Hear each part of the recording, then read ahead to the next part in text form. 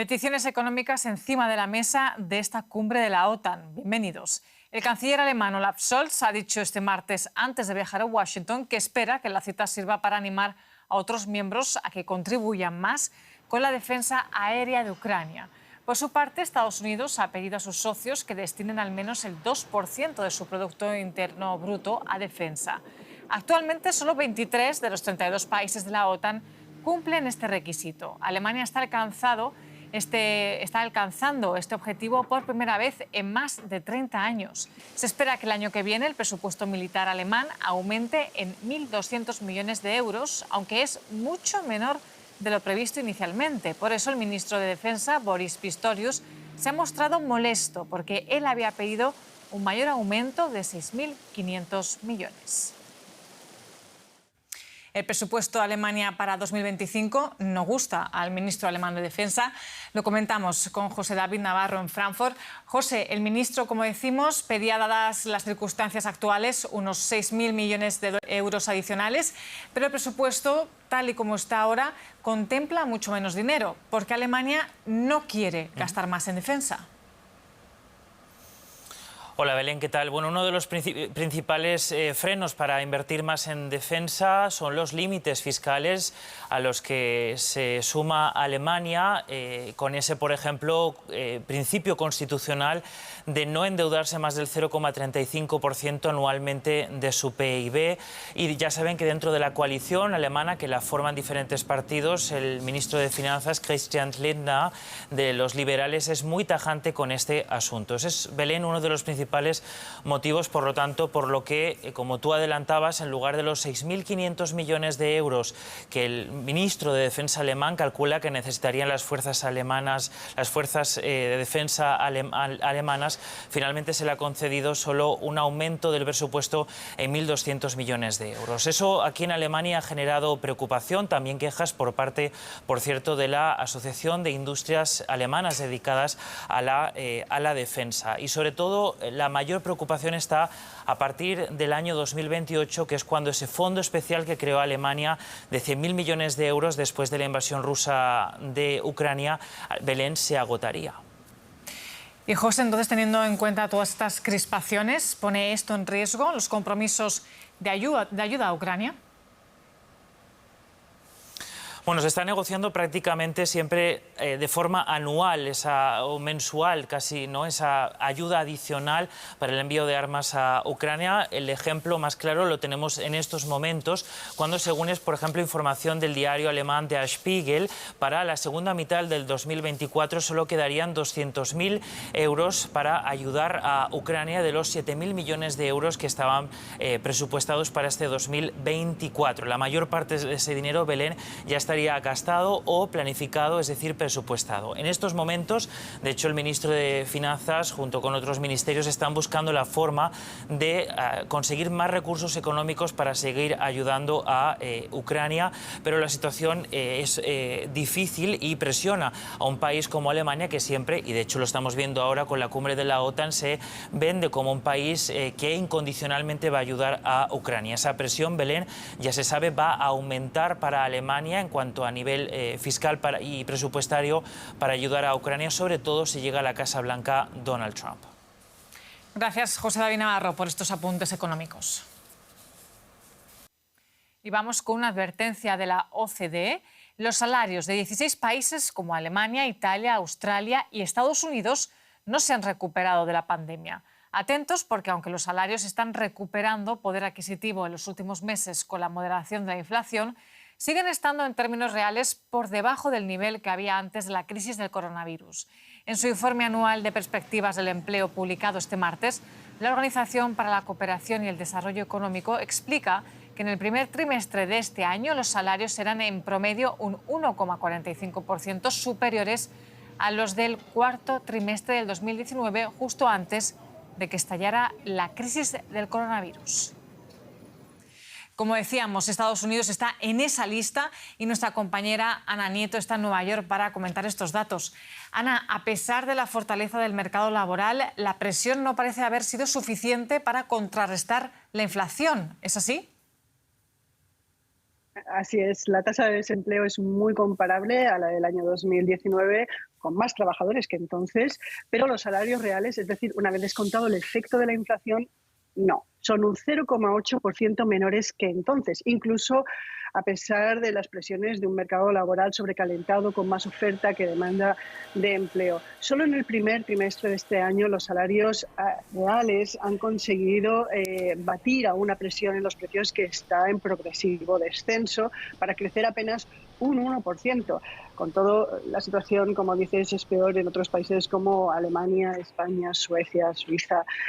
En cualquier caso, van a ser necesarias más subidas de salarios para recuperar lo que en la OCDE llaman terreno perdido durante la pandemia, y los economistas de la OCDE sí que creen que se puede hacer porque los beneficios de las empresas en los 2 últimos años han subido lo suficiente como para permitir estas subidas salariales sin necesidad de crear una espiral al alza.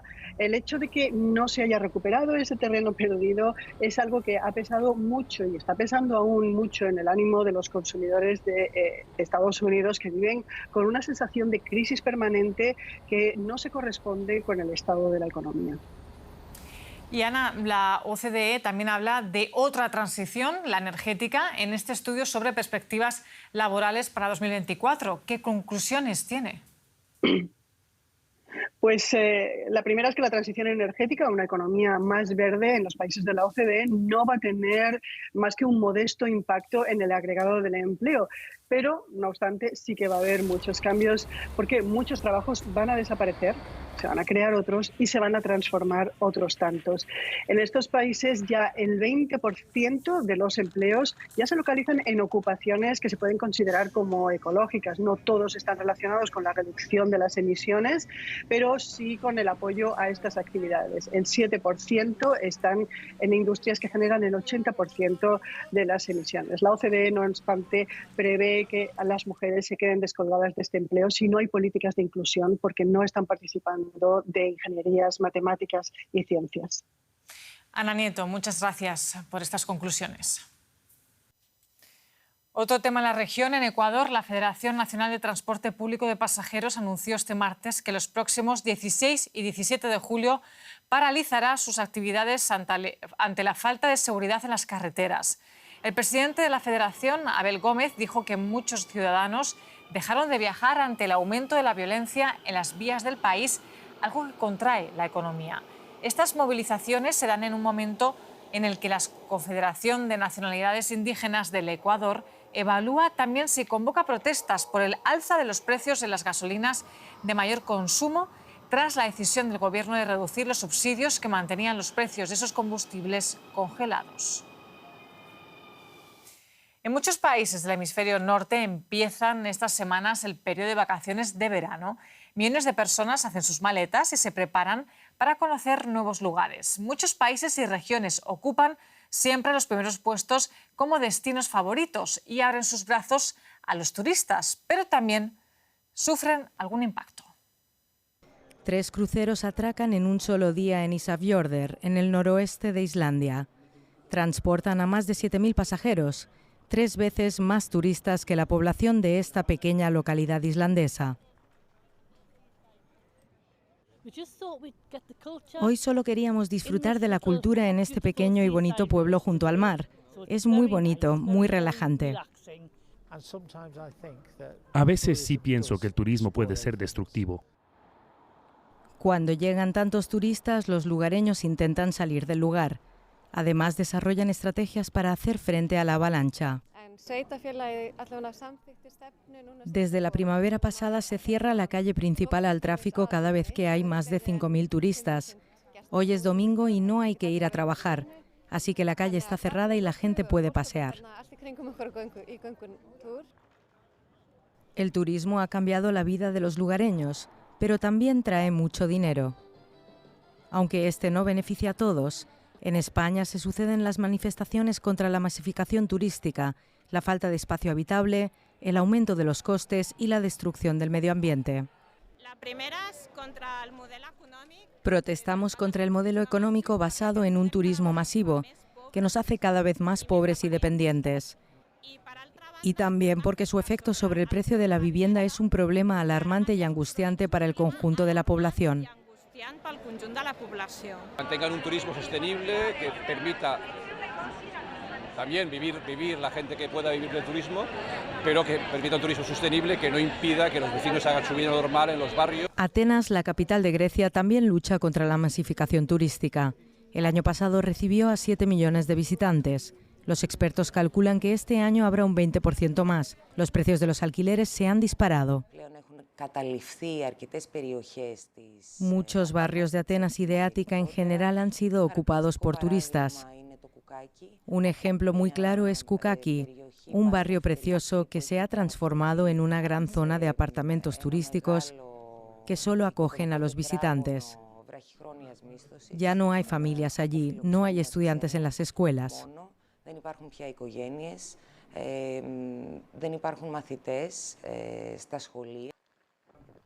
Abastecer a tantos turistas también causa problemas, como la falta de agua aquí, en Naxos, una de las islas griegas más populares, donde el preciado líquido escasea cada vez más.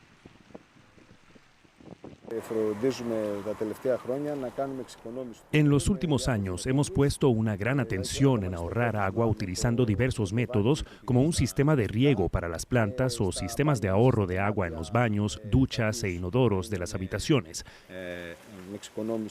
Dicho de otra manera, hemos introducido todas las medidas posibles para reducir el consumo de agua.